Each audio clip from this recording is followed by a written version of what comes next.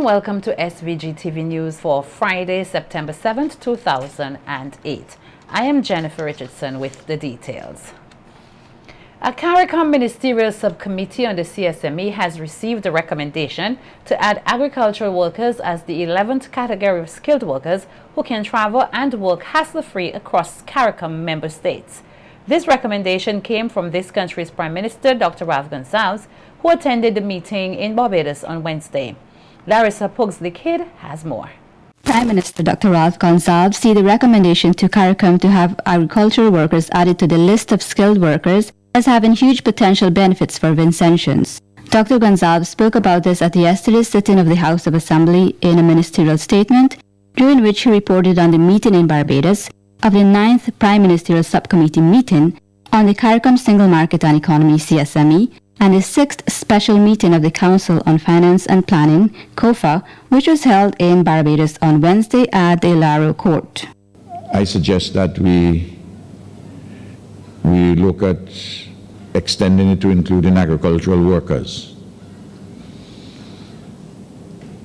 And then in relation to the category artists, I would like to see an expansion of the definition and clarification to include beauticians, nail technicians, cosmetologists. It's a big area of trade, particularly for women, young women. Gonsalves maintains that more persons need to get into agriculture as it plays an important role in attaining food security across the region. He said if SVG has to see its economy grow, it must have more people who are productive, especially in agriculture. He pointed to the population demographics, which shows that the local population seems to be on the decline, hence the need to encourage more skilled workers from other countries. There are some persons may feel that the population of St. Vincent and the Grenadines is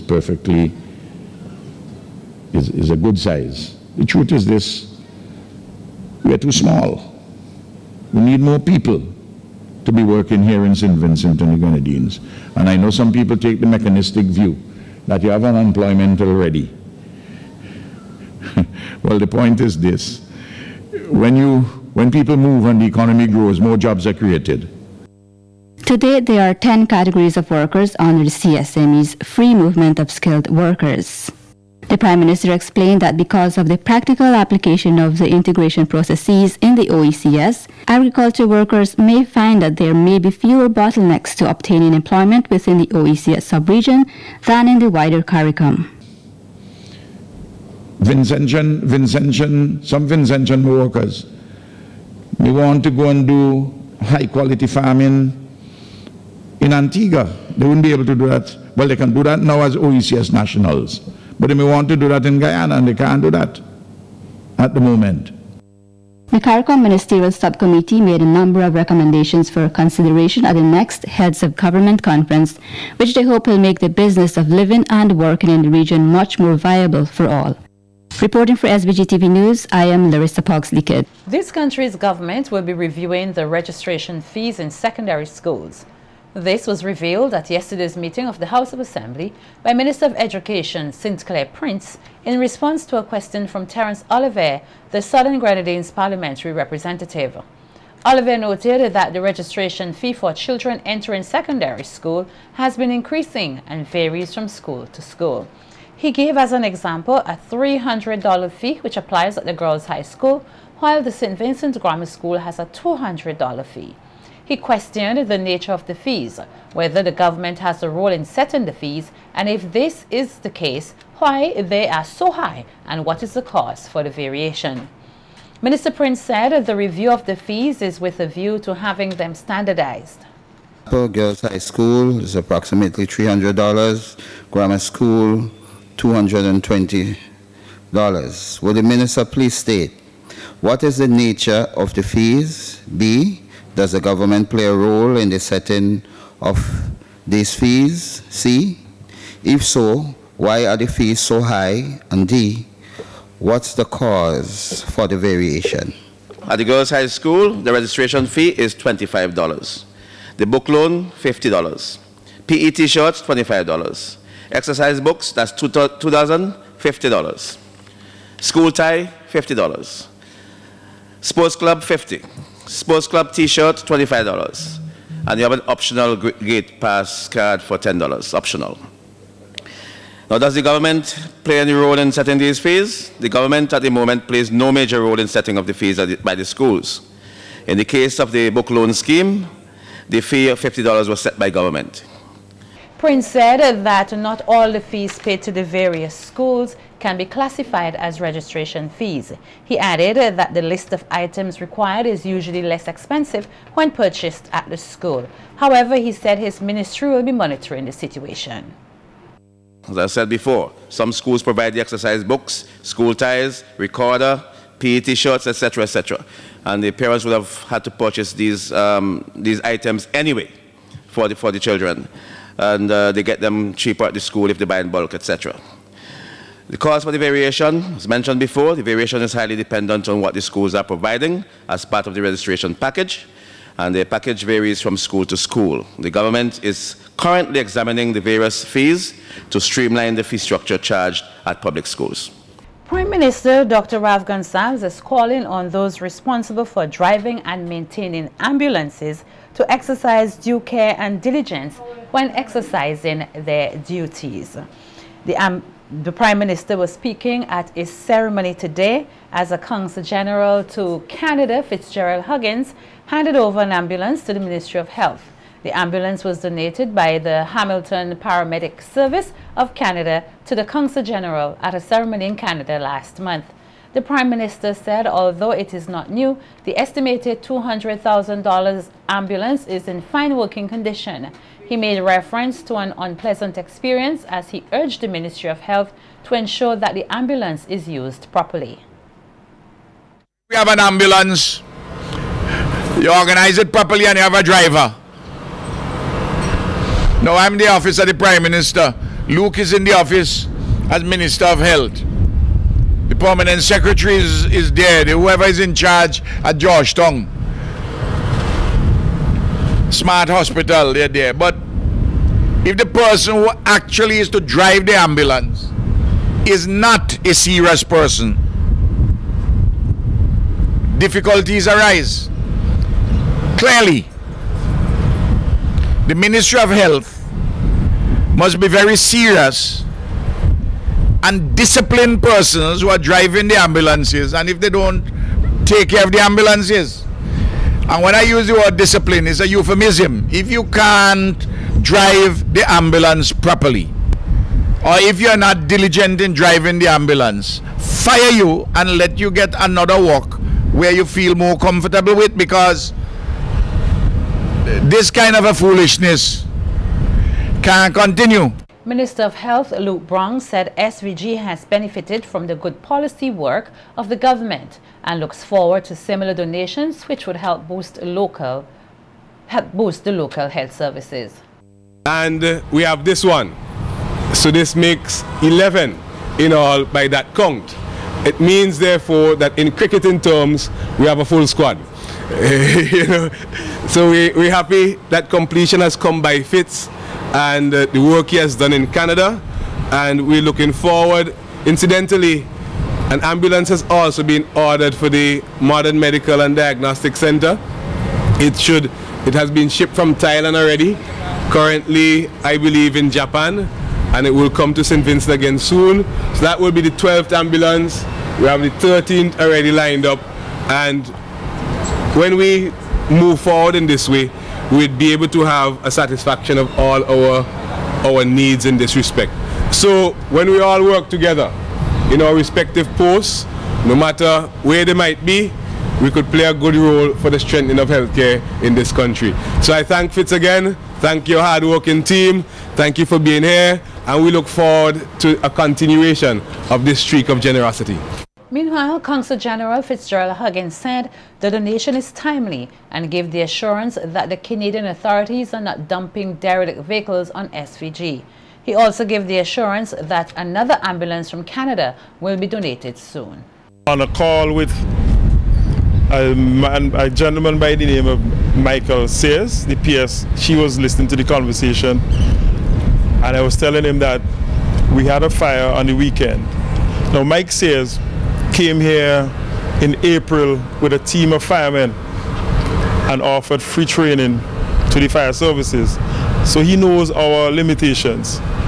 So I said to him, we had a fire and we were really challenged with the resources. He said, so what do you want? I said, we need a fire truck. And PS was there. She said, we have one identified and we'll work on it when I get back. So fingers crossed, you'll probably be seeing a fire truck very soon and another ambulance. Also, I could tell you that there's an ex-policeman who called me before I left. He said there's a police car on offer. I don't know. These are things that, through networking, very important that you get these offers. So I'll have to run it by the powers that be to see if we can accept those things. I can only get the offers, but I have to get confirmation from whom. Outstanding associate degree students at the SVG Community College were granted scholarships, tuition awards and bursaries today through the Ministry of Education. I beg your pardon. This is the first time that scholarships have been awarded to students pursuing studies in the associate degree programs at the college. The awards will cover costs for the next 3 years. Larissa Pugsley has more in this report. There were 3 exhibition scholarships, 2 bursaries and 2 tuition awards. Receiving 3-year scholarship awards from Prime Minister Ralph Gonsalves today were Shikania Small, Tamisha Jacobs and Shanika Samuels, whose awards include an allowance of $30,000 per year. The awards to Taisha Garwe and Janika Straker will amount to $20,000 yearly, while the tuition awards went to the Adonica Bino, Baron and Shadeen, whose yearly payout will be $20,000 each. Director of the SVG Community College, Nigel Scott, said that they lobbied for these scholarships last year and were successful. The process involved looking at cumulative GPAs of our associate degree students at all divisions. And as a result of that process, we have today 7 awardees of these associate degree scholarships and awards. Delivering an address at the award ceremony, Prime Minister Dr. Ralph Gonsalves said it was not an easy decision to award these scholarships and bursaries, but after much deliberation, his government found a way to grant 7. The important thing, you have to get the policy right first. They went away, came back more than one time, we tossed it inside out. Until finally we agreed, we have to set up a separate regime outside of those for the Cape, and to make sure that the better students in the associate degrees are accommodated. So we came up with the ideas of giving students exhibition scholarships under the Division of Technical and Vocational Education, or the Division of Teaching Education, or the Division of Nursing Education, to give exhibition scholarships, to give, and these are on the same terms as the exhibition scholarships for the Cape. The Prime Minister addressed the issue of the accreditation of the institution, pointing out that the programs are recognized and persons should not be discouraged from pursuing studies at the college. He encouraged the packed auditorium of college students to strive to attain a higher GPA, as they could be the next batch of students receiving the awards. And he stressed the importance of higher education in helping to build well-rounded individuals. You can do aspects of your program locally and through the open campus. I don't want you to feel, I don't want you to go to get admission to some esoteric college just with your O-levels, you ain't pass your A-levels, or you don't pass your associate degree, and you're going to do a 4-year education in business and come to me for assistance. I'm going to tell you, no. You can do a 3-year program, and you can do the first year here at UWI. You could go to the campus on the 2nd year and the 3rd year. In other words, choose your programs and your universities carefully on what you're going to do. The The Prime Minister said the administration is on track to attain the goal of having a university graduate in every household by 2030. Reporting for SVG-TV News, I am Larissa Pugsley-Kidd. Vincentians are being encouraged to look out for the signs which can indicate that their loved ones are planning to commit suicide. This advice comes from Dr. Giselle Miller, a health psychologist attached to the Milton Cato Memorial Hospital. She spoke with SVG-TV News today ahead of observance of World Suicide Prevention Day next Monday, 10th September. Dr. Miller said many persons who attempt suicide are clinically depressed as a result of challenges they face in their personal lives. Dr. Miller said many persons have mixed feelings about life and death and do not actually want to die. She said drug overdose and self-mutilation tendencies are some of the signs one must look for. These sorts of statements should put you on the alert that somebody is thinking about death. A preoccupation, or they are very concerned about death, or they are thinking of putting their lives in order, so they start planning their funeral and tell you that if I die or when I die, give this to this person or that person, whatever. That should put you on the alert that this person is probably considering harming themselves or ending their lives. Okay, you want to pay attention, especially to teenagers who probably would have self-mutilation tendencies where they're cutting themselves. We have some teenagers who burn themselves. They sometimes just simply overdose on aspirin or paracetamol. It's just something that will get your attention. Something is wrong. Don't turn a blind eye to this, because once somebody is self-mutilating, once somebody is attempting to harm themselves in any superficial way, that is basically the gate opening for them to try something much deeper and actually committing suicide in itself. Dr. Miller said children are also vulnerable as they also face challenges, and she called on families to address the issues which are causing mental harm to children. When a person has attempted suicide once, the risk goes up for them to attempt it again. And eventually, if they are not treated and they are not given the help needed, that person may succeed. In St. Vincent, we have seen quite a few of our teenagers coming forward or coming to the hospital with para-suicide, which means that they have attempted suicide.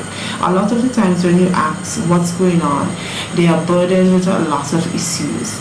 Little kids sometimes will tell you that they're stressed, amazing as it sounds. And what we realize is that families need to take more time now to zone in on some of the issues and challenges that these children are faced with. Alright?